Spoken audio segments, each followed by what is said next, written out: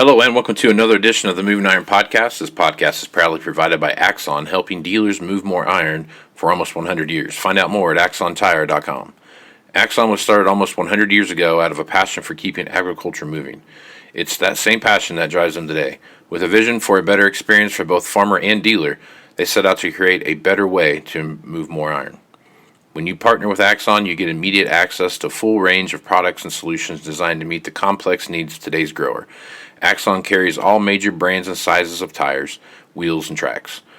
From custom colors and sizes to fully customized wheels, you can have the solution for virtually any problem today's farmer is trying to solve. To find more or become an Axon dealer, please visit axontire.com.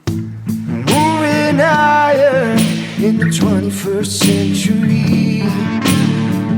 Hard-working people working hard for you and me. Moving iron, time and time again.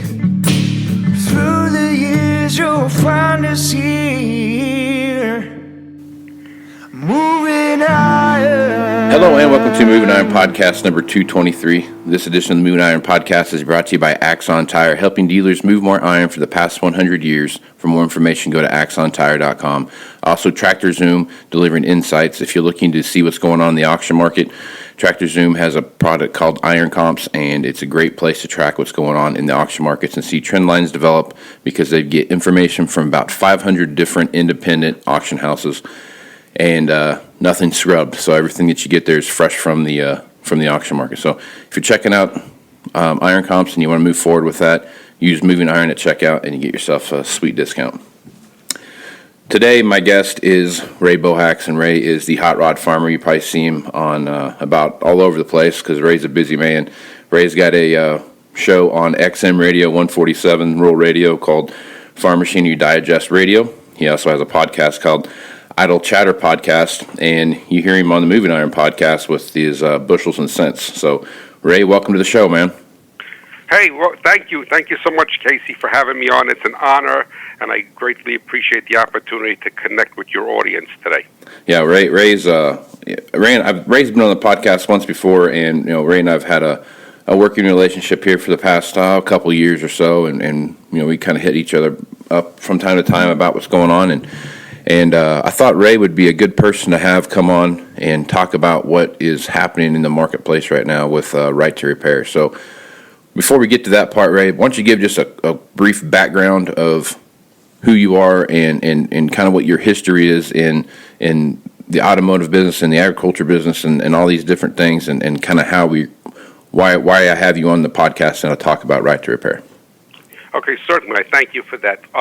Basically, I've grown up with two passions in my life, both agriculture and the automobile industry, specifically engines.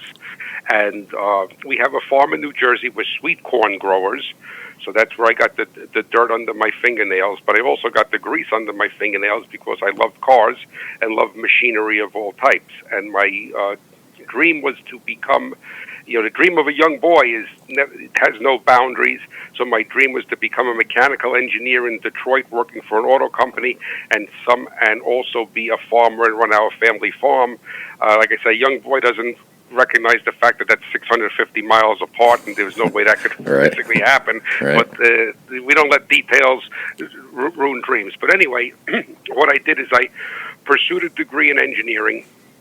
And due to family circumstances, could not go to Detroit and remained on the family farm. And I also got involved with building drag race engines, and that's why I call myself the hot rod farmer. And then I worked for a number of years in the auto industry. When I was in college, I worked in a Buick dealership, and I did all of what we would call, what the industry called, the car industry called, drivability problems. So, and I was able to come on board with the early engine management systems, which really is the precursor to everything that we see today on advanced farm equipment, be it Tier 4 or some sort of control logic. And I was able to work in that segment, and I got a job when I graduated college and stayed on the farm, but got what we would call, an in-town job, and I got a job with an oscilloscope manufacturer and emissions analyzer company called Allen Test Products. and I became a training instructor and technical demonstrator. So my whole career path in the automobile industry was basically in engine, what we call engine management systems. And that is, like I said, it's the precursor to everything you find on modern farm equipment. And then I got involved with magazine writing, and I was writing for my career for 23 years. I've been writing for car magazines. And then also I saw a need to bring what I called automotive style articles and education to the agricultural community, because the agricultural community did a very good job as far as agronomy, farm succession, marketing, but they were very weak as far as teaching the farmer about their machinery. And I'm not talking about how to drive it.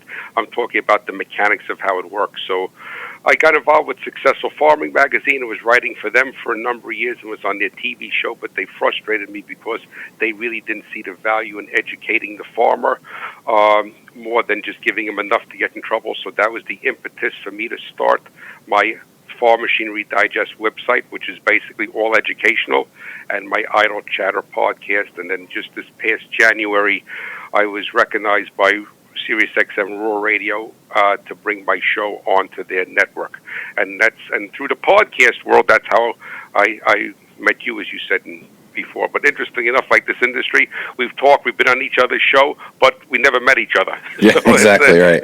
That's exactly right. If I sat on a plane next to you, I wouldn't know who you are unless I recognize your voice. Yep, that's exactly the truth. I have a lot of friends in the world that are like that I know very well, but I don't know that I could pick them out in a crowd. So it's definitely a small world, Ray.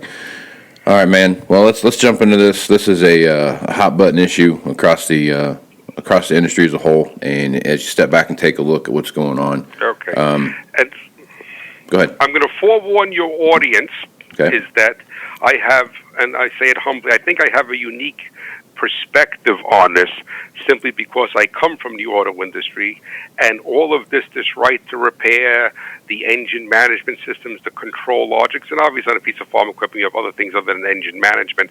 This is nothing new to the car, and is nothing new to the car industry. And to tell you the truth, anything that you could see the most advanced, I'll use combine, sprayer, farm tractor, whatever, something with an engine, that's in the agricultural community, that technology we had 40 years ago in the car industry. The only thing the car industry didn't have was auto steer, but everything else. So people think that this is really new technology. It's not new technology. It's new being implemented to the agricultural community. So everything that we have, matter of fact, even most of the connectors that are used on modern farm equipment, other than a CAN bus connector, are Delco designed connectors. That's why they say PED on them, which is the Packard Electronic Division of General Motors. So this comes all from the car industry. So what I'm going to do is I'm going to go back and forth between the two communities, because it really is the proper segue.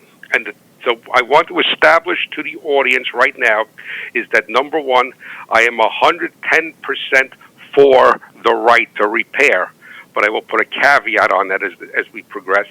And the other thing I want to establish is that, and I'm speaking loudly, there is no bad guy in this. The farmer is not the bad guy. The farm equipment manufacturer is not the bad guy.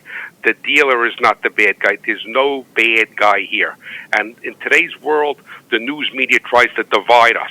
Mm-hmm. And there's no reason for this division. There is no bad guy here. It's just a new technology. There's new capabilities, and we all have to sort this out. But I'm going to ask you a question, Casey. Okay. Because of your association with the industry, and I don't mean to put you on the spot, but what, and I cannot glean this from anybody, what are the expectation of those that are pushing for right to repair? That's a good question, because when you step back and look at what they're asking for, everything that they're asking for, when you listen to any news media or any bill that gets presented or anything like that's not available, that they keep asking for, it's all available. Diagnostic equipment is available. There's Service Advisor. You can get that, and that you can plug that into your John Deere piece of equipment, and it'll tell you everything that's wrong with your machine. It'll tell you diagnostic codes, read codes, all those kind of things. So those tools are available. to me, I think it's more of I think altering the performance of the machine is a bigger underlying issue that I think that I think people that are very big advocates for this are looking for. I don't know. I mean, that's the only piece of the puzzle that's really not available out there. You know, turning up engines and changing shift points and transmissions and you know, so on and so forth. I mean, there's so much stuff you can do if you understand how to manage those codes and change the code inside the processors on the machine. So to me, it's not so much I want to be able to diagnose my machine. It's I want to be able to, you know, change the performance of my machine, change my 300 horsepower tractor to a 400 horsepower tractor. I think that's the underlying issue there when I read between the lines, because what they're asking for is available. I agree with you 1,000%. The thing is that, yes, and you know, there are so many, right now, there are so many different scan tools, Diesel laptop, J Pro, what have you, that will enable you to certain levels access at least the engine and a lot of the subsystems on the engine, and the subsystems, which I would call it, in the combine, the header controls, whatever, sprayer, what have you. So when I stand back and I look at this, and I agree with you, is to say, okay, what's all this hubbub about? Because this technology, this ability is available, but the availability comes with a price tag. Right. And if you would to look, for instance, and if you have let's say you're a fairly large farm and you have a couple of semis to haul grain that are I'm going to say all tier 4, not pump line nozzle stuff that this can't integrate with, and you have a couple of semis and you have a mixed fleet of different color equipment, well, you're probably going to end up spending $6,000 to $9,000 on my rough estimate, maybe a little bit less, maybe a little more, to be able to integrate with all of that equipment. As far as now, I'm going back to the car industry. What happens is that you'll have we'll call it an ECU. In the auto industry, we used to call it an ECF, engine management control module, but now, since it controls other things, we'll call it an ECU, an electronic control module. Now, what happens is that this ECU has the ability to talk to the engine talks back to the ECU, and the ECU talks to different aspects of the farm equipment, and the farm equipment talks back to it. How does it talk? It talks through sensors, all right? So a sensor takes a mechanic, and I don't care whether it's your combine or whether it's your grain elevator or your boiler in your house. A sensor takes a mechanical state and converts it to a voltage, because an ECU speaks electricity. It doesn't understand anything else. It doesn't understand the rotor speed on a combine, but it understands what a certain sine wave coming off that sensor is. So now we have this conversation going back and forth, and then what's happening is that this conversation is presented through a tool that people are asking for, which, as you said, is available, and it's identified as serial data, SERIAL. It's serial data, and because what it does is it speaks, for the most part, it speaks in a digital language. And what this tool does, in the industry it's called a scan tool, it takes this serial data, and it knows if you're working on a John Deere combine, that this is the data stream, that the first thing is rotor speed, the second thing is coolant temperature, what have you, or making things up. If you go to a Case combine or you go to a Ford pickup truck, the data is there, but it may be presented in a different order. And that's what this tool does. So the first thing, number one, is that we have this serial data stream. The fallacy, like you were saying, a lot of misinformation out there, is that people talk about codes. Right now, within the industry, like I said, it's no different, because even you take a company like Case IH New Holland, for example, they're owned by what's no longer FCA. They're owned by Stellantis, which is a car company, right? So this logic to prove is all automotive based.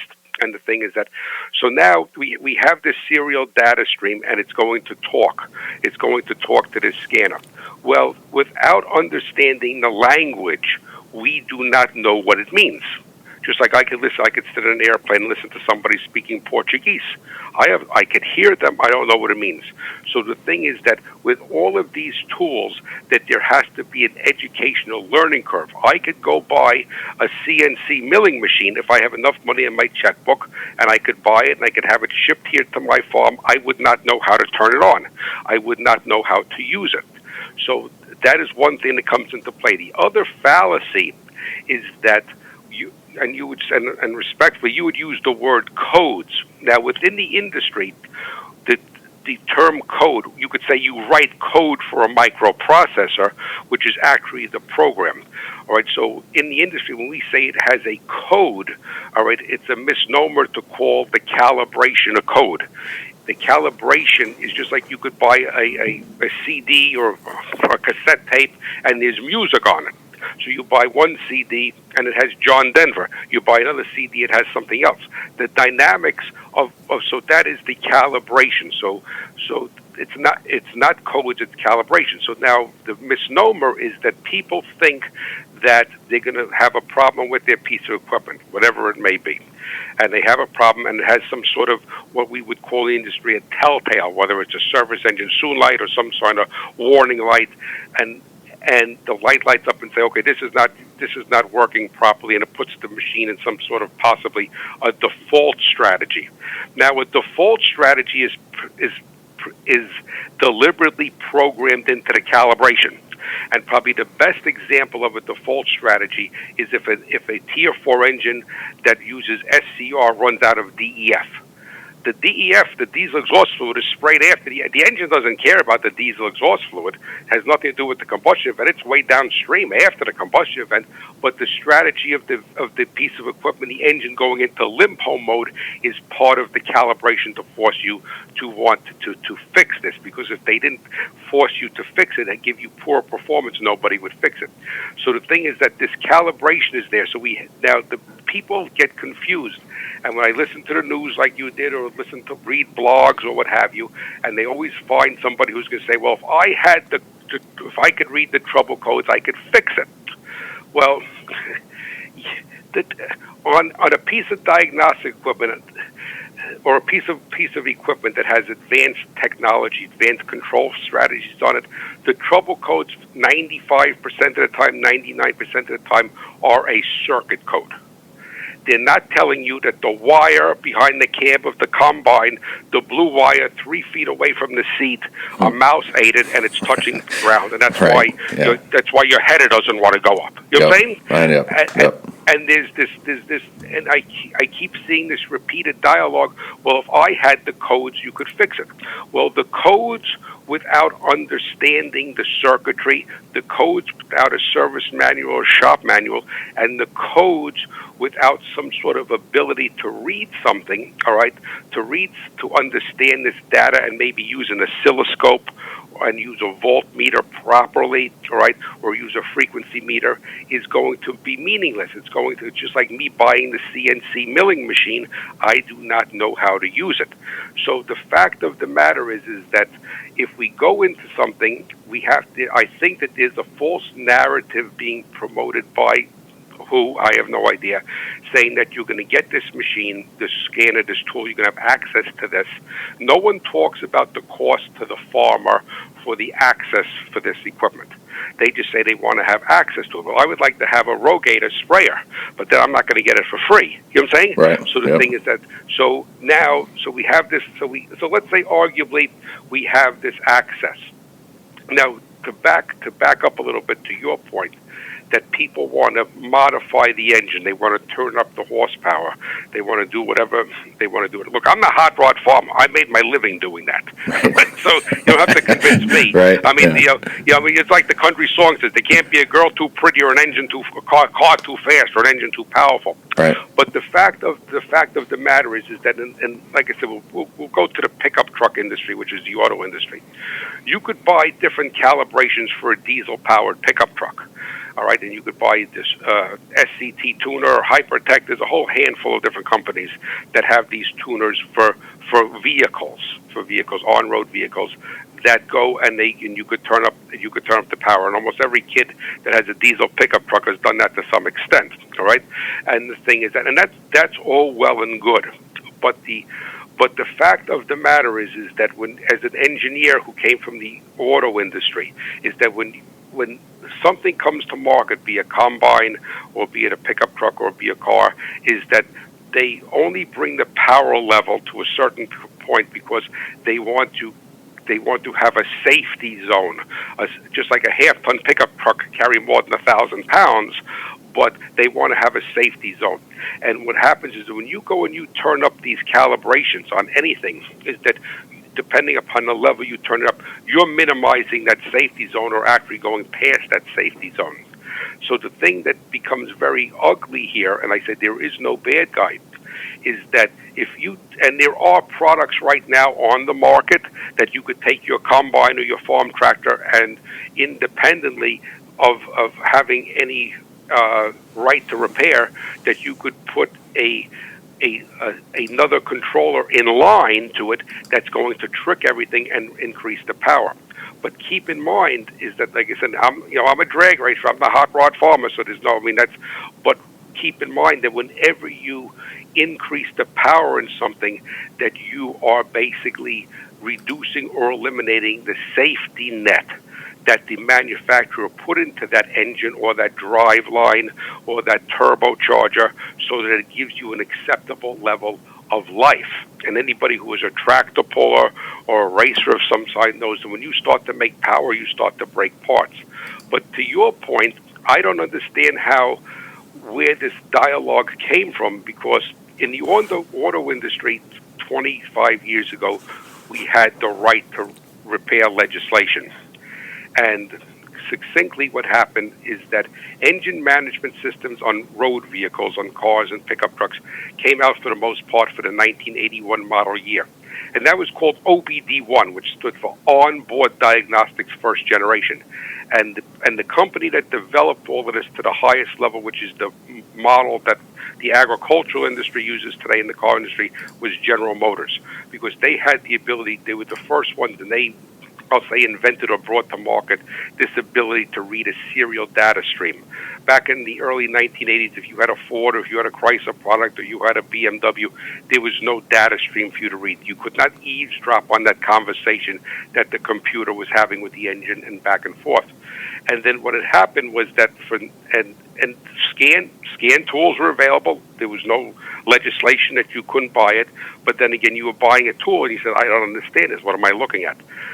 So the thing is, and for the 1996 model year in the auto industry, what had happened was that they came out with OBD2, which was Onboard Diagnostics Second Generation, and the EPA mandated that a certain amount of the serial data, that every manufacturer who sold a light-duty vehicle in the United States needed to provide serial data, and they needed to use a common language. But they also mandated that they only had to identify this parts in serial data. You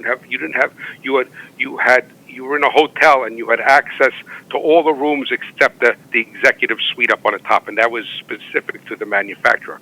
Now, what was different back in the auto industry is that the auto repair shops lobbied for the right to repair. And the thing is that you don't see so much with the agricultural side, where the independent farm equipment repair person is lobbying for this. Maybe they are, maybe they aren't. But it was not the consumer, the car owner, that was lobbying for this to the government. Now, keep in mind, in the auto industry, what drove the right to repair, the legislation of the right to repair, to give auto repair shops the ability to buy more access into this, was to give the consumer, Mrs. Jones, the ability to choose to have her car fixed at Ray's repair shop because she liked Ray, versus going back to the car dealer. And that's really what drove it, because the auto repair industry as a segment did not have a lobby industry and did not vote, but the consumer. So they gave the federal government gave the auto repair industry the right to repair legislation, all right, so that they could serve the consumer. It was not, they didn't give a damn about the auto repair shop, Now, what's happening in agriculture is that it seems that this is, and correct me if I'm wrong, Casey, this is more driven by the end user, which is the farmer or rancher, the equipment owner, than the independent repair industry. Is that analysis incorrect, or is that true? No, I think you're right. From what I can tell, that's where it's coming from. All right, so that's where it's coming from. So that makes it a little bit different, because the thing is that you don't have a consumer reports, going and pushing for this. All right, so the thing is that, but now the question comes about is that we get this legislation, like I said, which I'm 110% for. We should have the right to access this. And if I had an independent farm equipment repair shop, I would be pushing for this, because I would not want to, no disrespect to a dealer, I would not want to have to send a good customer back to the dealer to fix something or to integrate with something that I could do if I had the equipment and the ability to do it. But what no one is talking about here is the learning curve. And it gets back to what I said earlier on a few minutes ago, is that there's this false narrative, this false impression that you're going to plug this thing in and it's going to tell you what's wrong. I came wrong with the engine, the vehicle, the equipment, what have you. I came from the automotive diagnostic community, and back years ago, I would demonstrate oscilloscopes and advanced scan tools to people who wanted to get involved in that, auto shops and car dealers. But the fact of the matter is that I used to say to them, and this was back years ago, it was $30,000. It was big money. All right, so the thing is that I'd say don't, this is not, utopia. You're not going to plug this thing in under the dashboard and you're going to find out what's going on with this car. You're going to find out a trouble code. All right, you have an engine that's misfiring, you put an oscilloscope on it. If you don't know how to read a scope pattern, it's just like, an oscilloscope is just like an EKG machine. If I don't know how to read an EKG machine, the guy could be having a heart attack. I don't know what the heck it's saying to me. So The thing is that, and I think that that's a fallacy that's here, and we're pushing this legislation, which then again I'm for. But the fact of the matter is, let's say farmer A goes and buys a combine. And the reason why I'm picking on a combine, because it's such a large investment and it has such a long shelf life because it's not used all year round. So he buys a combine, 3, 4, 5, 600,000, whatever number you want to say. Right? He buys his combine, and most farm equipment is covered by warranty for you're in the business. How many years? 1 year, 2 years? Typically, a combine's a year. Yeah. A year. So the combine, so it gets good. So possibly, maybe if he plans his purchase correctly, he could get through 2 harvest seasons, or almost 2 harvest seasons, right? Right. And anything that would happen, that it would be covered under warranty. Now I understand the geographic distance, and I understand all of this and what have you. But the fact of the matter is that, so now we get through this year or two.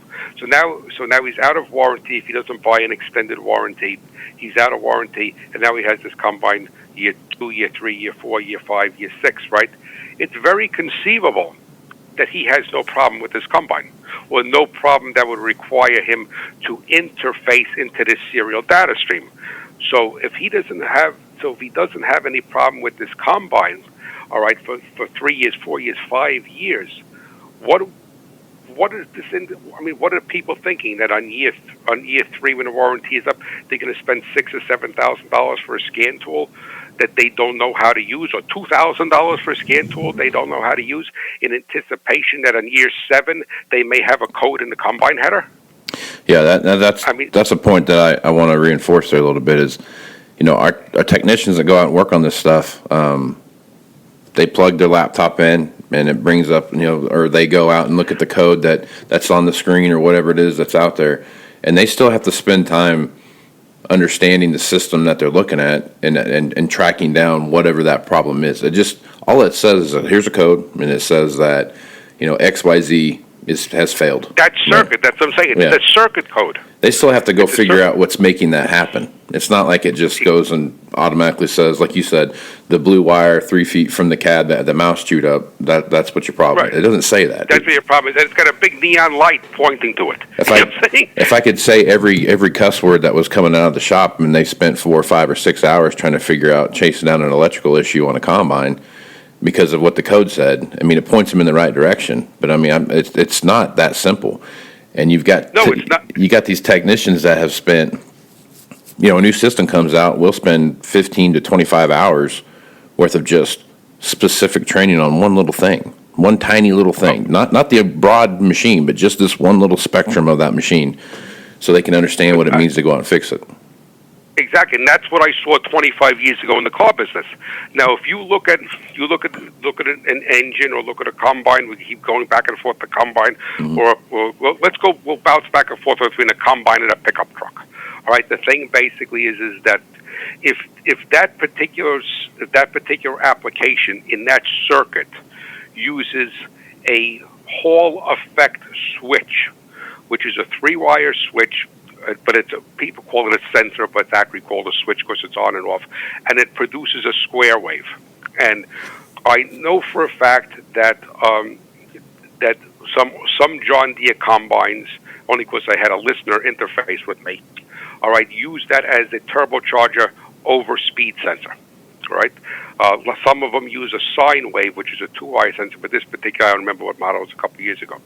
So this guy would go, and this is a real case example, he would go into the field, he would start to harvest his crop. I think it was he was harvesting wheat, and the thing would go into derate because it had an overspeed in the turbocharger. So the thing, and no disrespect to whoever the technician was that looked at it and what have you. So he came back and he called the technician in, and the guy said, okay, there's overspeed code on it. So what happens is that the technician was not a good technician. There's good technicians, there's bad technicians. Right. Good farmers, there's bad farmers. Yep, just like anything. Good doctors, bad doctors.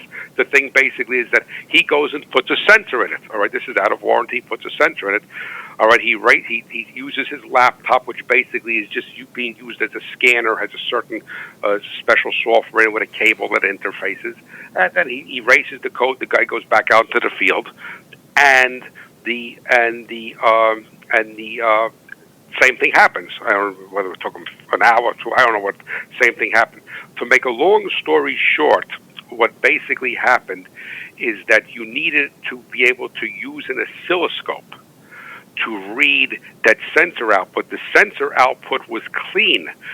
That what was happening is the combine had a high impedance ground, and it was cross-talking into that wire. It was cross-talking into that wire and skewing that sensor, that signal going into the ECU. So instead of the ECU thinking that I'm making up an arbitrary number, that the compressor speed on the turbocharger was 80,000 RPM, it thought it was 100,000 RPM or 120,000 RPM because of this what they call EMI, electromotive interference. So basically, in essence, the proper protocol, and I'm sure if the technician followed the John Deere steps, it would say confirm the signal at the ECU. But to confirm the signal at the ECU for a Hall effect sensor, Hall effect switch, or a sine wave or something like that, you need to look at that on an oscilloscope, because you need to be able to see a visual picture of that circuit. So now we say we have the scan tool, we know where to look. We know where to look. It would be just like if you have water leaking out of the wall of your house, the plumber will say, okay, we see that there's water leaking. We know that there's a bad pipe. Lady, I got to cut a hole in your ceiling and see which pipe is leaking. You know what I'm saying? Mm-hmm. And then he cuts the hole in the thing and says, oh, geez, there's no water leaking over here. It's leaking in the kitchen. I thought it's following the beam down. So like I said, this is, and I'm not implying that the farmer or anybody who wants this cannot learn this. But my question, it's a rhetorical question to you. It's a rhetorical question to all the listeners.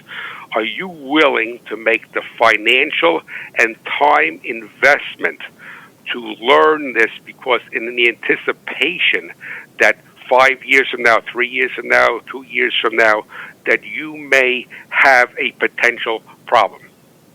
And as a businessman, I would say no.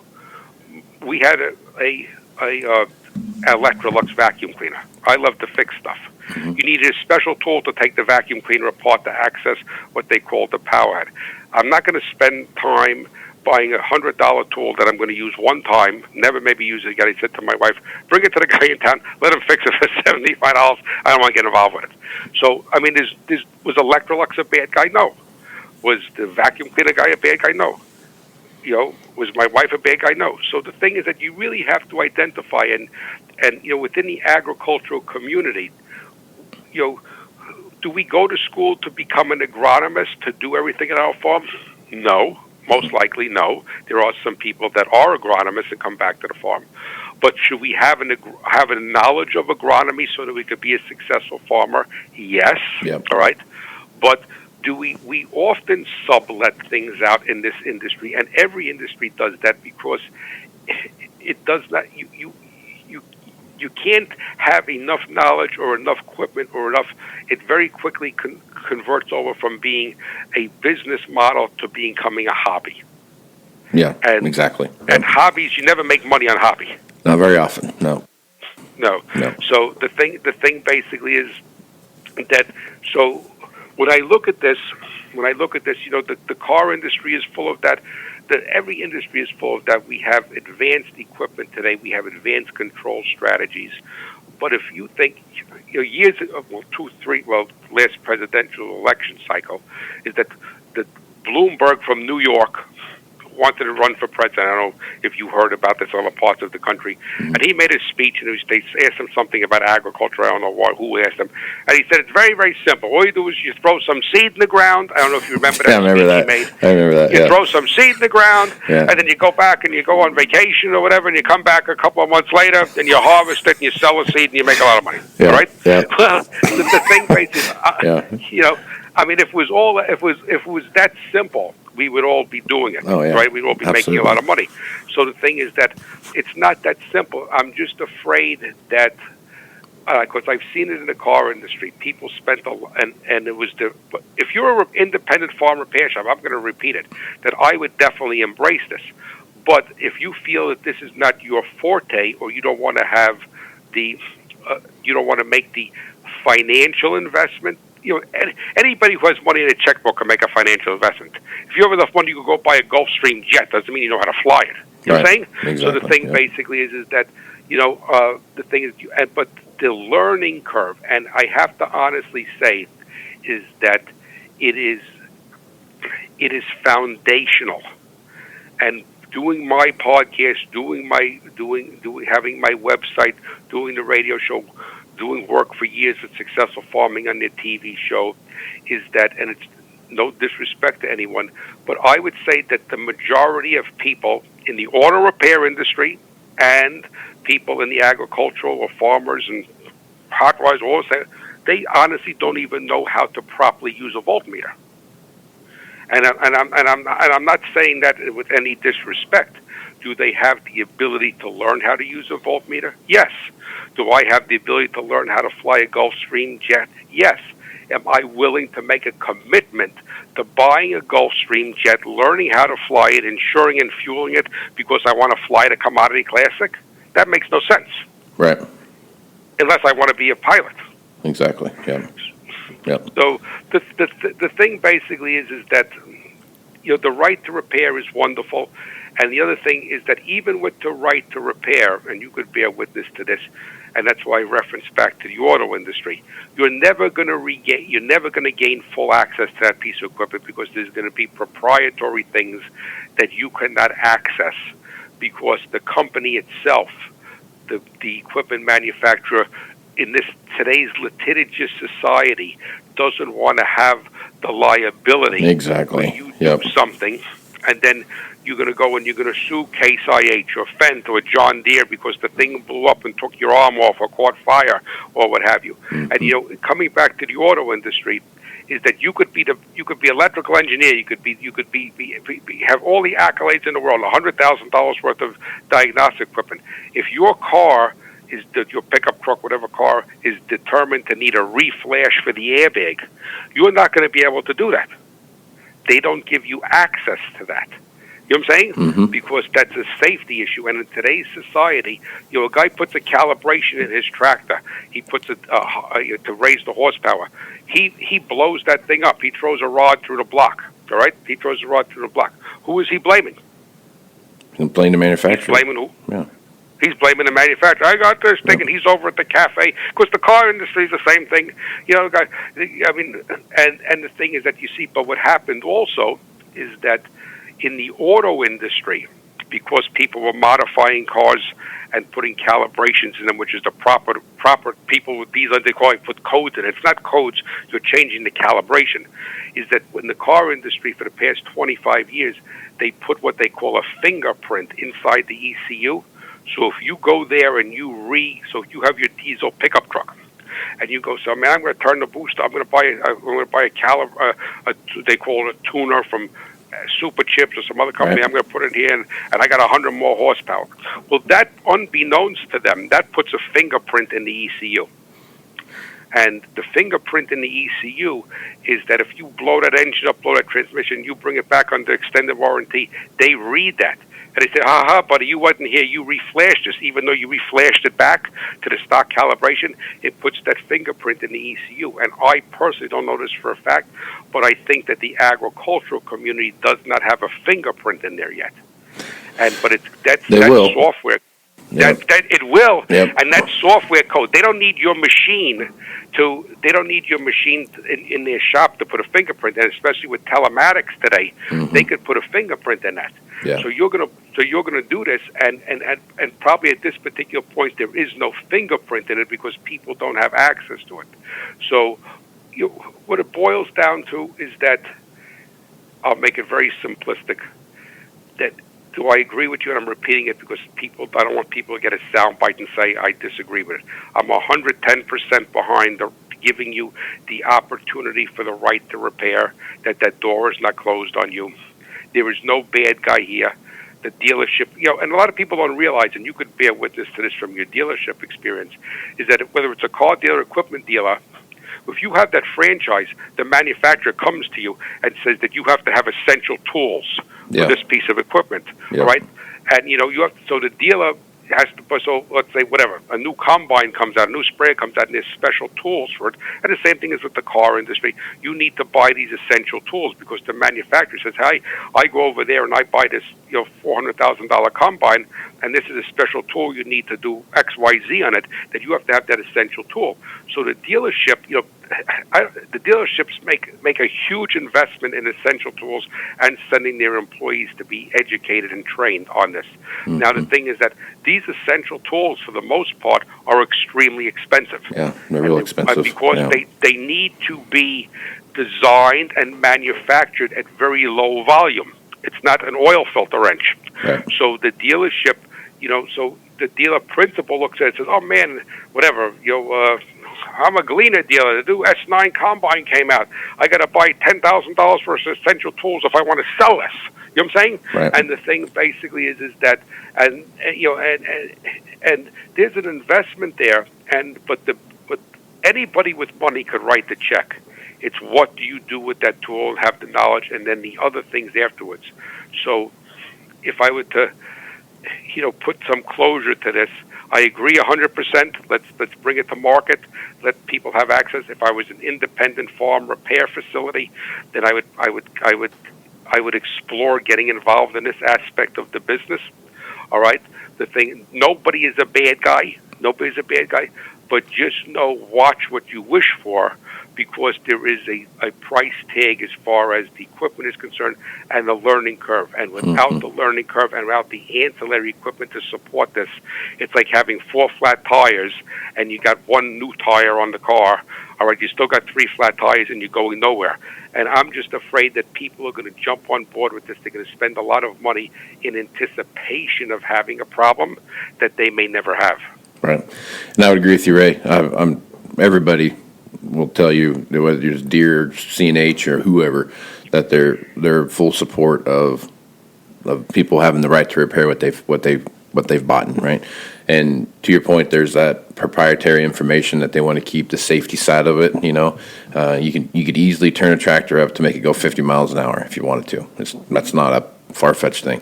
So those kind of things that they're guarding, but what they're asking for, what you just talked about, the diagnostics, being able to find the diagnostics and use diagnostic tools and the various things all that stuff's available now. It's not. I mean, there's no. For years. It's nothing new. They're asking for access to stuff that's fully available. I mean, you want to go buy some of these proprietary diagnostic tools like Service Advisor or something like that, I mean, there's an investment to do that. There's a licensing fee, just like you would if you bought Word for your computer. You know what I mean? It's the same kind of stuff. You know, it's all available. And so I think I'm going to go back to my previous point.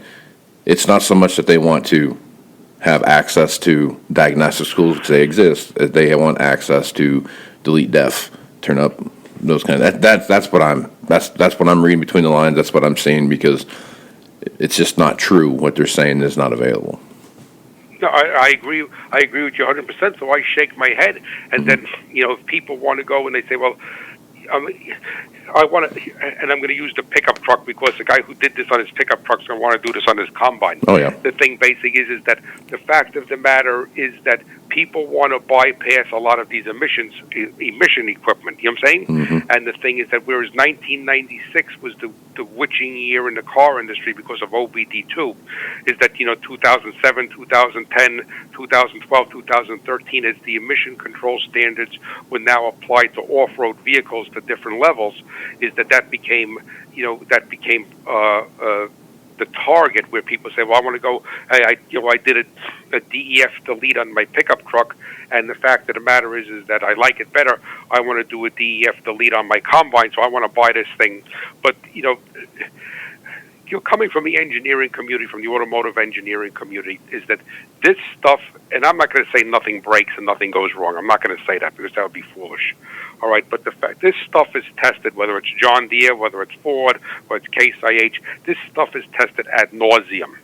Yeah. Because no manufacturer wants to go and produce a product, all right, that sells it to a consumer, be it a car or a combine, all right, that becomes problematic. And the thing is that, is there problems? Yes, there are. Historically, most of the time, if it's a factory-issued problem, if it's not an anomaly in assembly, like somebody pinched a wire or something like that, or it didn't tighten the bolt, the thing is that usually it's a vendor issue, whereas the vendor changed the specification. So you buy a new something, and all of a sudden the rear main seal starts to leak. You usually track that backwards and say, well, geez, this company, they ordered the rear main seals from this company, and they changed the material of the rear main seal. It's not built. It's like you go into the seed dealer and say, well, I want GMO, I want a Roundup Ready corn, and the guy gives you this bag, and you think it's Roundup Ready, and you go in the field and spray it with glyphosate, and you kill it. So I thought it was Roundup Ready. So the thing basically, that usually happens. But really, in all honesty, if you were to look at it, I know that like DEF has been problematic for some people, all right, and things, and in regen cycles of the diesel particulate filter. But I'm not going to say it's operator error, because it's not really operator error. What it is, it's maintenance error. Because the thing is that people don't recognize that those components that are giving them problem, usually their use cycle or the way they're maintaining the equipment is not falling into line for that protocol. And the thing is, and it's causing a problem. And then they're stuck on. I don't know whether it was Corn Warriors or Extreme Ag, one of these shows, guy. And like I said, it's not impossible for you to have a problem. Otherwise, the car dealerships and tractor dealerships wouldn't have a service department. Just send this stuff out, and they would love to close the service department down, right? So the thing basically is that, but historically, if the more complexity, when I teach this, the more complexity that you bring into anything mechanically, the most simple most simple tool, right, is an anvil, right? I'm not even going to say a hammer, because a hammer you can bust a wooden handle on it. An anvil. Nothing's going to happen to an anvil, but it doesn't do much. So if you start to add all of these controls, all of these abilities into a piece of farm equipment, then, in engineering we have an acronym called KISS, Keep It Simple, Stupid. But once you start to add all of this, you can't follow the KISS acronym, because there's more chances of something to go wrong because it has more capabilities. But historically, what has happened is that the operator of the equipment doesn't realize that all of these new machines are wonderful. I don't care what brand it is. These new engines and cars and pickup trucks are wonderful. Some of them have some idiosyncrasies, yes, but they are very, very maintenance sensitive. They're not the anvil. You can't say, well, I had my grandpa had the old JD 4020, or I had an old Case combine with a slant 6 Chrysler. They're very maintenance sensitive. They need to be maintained properly on time. They're very sensitive to the fluids that go in them. If you're the type of person who says, well, I'm going to use this one oil and everything, and then one hydraulic fluid, everything. And, and years ago, what people don't realize is that as an engineer, you designed the piece of equipment or the engine or hydraulic system around the fluid that was available on the market. We changed that now, reversed, and that's why we're getting such performance out of these things, because we're not telling the engineer that you have to design this engine to use green antifreeze.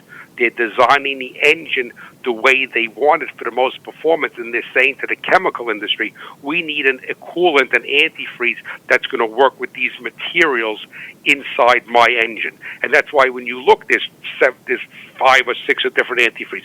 There's different hydraulic fluids. All right, John Deere hydraulic fluid versus Case hydraulic fluid versus Fendt hydraulic fluid. The core component of it is going to be the same. Yes, it's a petroleum distillate, but the additive package is going to be specific to that brand. And when it comes to like emission strategies, people, the best thing that, if you don't want to have a problem with regens and everything, additize your diesel fuel. And I said that more on your show before. You don't need to take the system and throw it in the garbage. Additize your diesel fuel, because the combustion event, the cleanliness of that combustion event is going to impact how that regen cycle is and how often it's going to happen. So if you want a right to repair so that you could spend $6,000 or $7,000 to try to shut something off, all right, and then to shut this Tier 4 emissions package off, you could just spend $100 a year for diesel additive and use the right oil in it, and you're not going to have any problem with it. Right. Yep. Well, good stuff, Ray. Man, this is a hot button issue. There's a million ways to look at this, and it's definitely, especially with what Joe Biden did with the executive orders and those kind of things, that it's going to continue to heat up as the summer goes on and well into the next legislative year. So, Ray, if folks want to reach out to you and just get more information about what it is you do, what's the best way for folks to do that? Well, if they want to reach me personally, it's my email, hockrodfarmer@farmmachinerydigest.com. Or the best thing is just go to my website, and it's farmmachinerydigest.com. My podcast, there's over 100 technical articles there. There's road tests of vehicles there that were farmer-specific road tests. There's a lot of information there. It's a quick, easy read, and I welcome people coming to it. It's an educational product. It's meant to have a transfer of knowledge to the agricultural community, where my heart and my passion is. Right on. And when does your Farm Machinery Digest radio show on XM? What time does it air? It's Saturday at 11 a.m. Eastern. All of their time zones are Eastern, and it's a replay, what they call an encore, Sunday at 6 p.m. Eastern. So right on. Is that on their own? Sorry, is that on their on-demand feature as well, that they could go back and look at past episodes? I know I believe that it is. Honestly, I'm naive to that. I know if I listen to it online or whatever, I could go back 1 hour. But I'm sure if rural radio it has that feature, then yes, then it would be. But that's a good question to ask me, because I'm not that familiar with it. But hey, you were on it yesterday. Yeah, and I missed it, man. I was out cutting trees, and I couldn't get away. You were cutting trees. I was up in a tree. I'll have to send you the.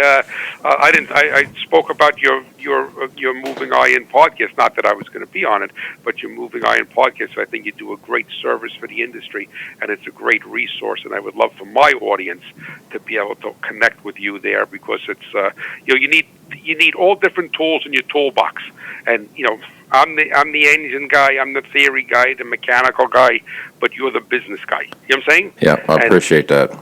And success on the farm or ranch means you need to be hitting in all cylinders, right? Yeah, you can absolutely. have the best crop yields. If you don't know how to market it, you're going out of business. You have the best crop yields, you know how to market it, you get good money, but you blow up all your equipment and you're out of business, right? Yep. So it's a three-legged stool. But I thank you so much for connecting with your audience, and I think and like I say, no one's a bad guy. In today's world, the news tries to make people a bad guy. No one is a bad guy, but just make sure that before you write a check for a piece of diagnostic equipment, make sure you know what you're writing a check for. Absolutely. No, that's good stuff. Well, Ray, thanks for being on the podcast, man. Thank you so much. You have a blessed day. You take care. Bye-bye. All right, we'll see you. I'm Casey Seymour with Moving Iron Podcast. Make sure you check me out on Facebook, Twitter, and Instagram. That's where you're going to find the latest editions of the Moving Iron Podcast. And also go to MovingIronLLC.com. That's where you're going to find the entire library of the Moving Iron Podcast, as well as any blogs I've written. They'll be there as well. Check out the Moving Iron Summit coming up in Nashville, Tennessee. That is going to be September 15th through the 17th at the Renaissance Hotel downtown there. All the information that you need will be in the Moving Iron Summit section of the navigation tab. Click that. All the agendas, hotel information, registration information, speaker information, all that stuff's there. So if you're interested in doing that and you're a dealer and you want to come to that, make sure you check that out. If you need more information, send me an email at MovingIronPodcast at MovingIronPodcast.com, and I'll be sure to get back to you with whatever information you need. So with that, I'm Casey Seymour with Ray Bohacz. Let's go move some iron, folks. Out. You want to have a meaningful competitive advantage to help sell more equipment. Whether you represent the sales, parts, or management department of an implement dealership, there's a surprising amount of complexity when it comes to tire, wheel, and track technology. Let Axon worry about that so you can get back to supporting your customers. Axon has leveraged years of experience to create a streamlined process that gives you a proven path to help today's grower and sell more equipment. The roots of their organization go back almost 100 years to the invention of the rubber tractor tire. Supporting agriculture is the number one driver of Axon, from product development through sales and service. To find more or become an Axon dealer, head over to axontire.com. Moving iron in the 21st century. Hard-working people working hard for you and me. Moving iron time and time again. Through the years you'll find us here.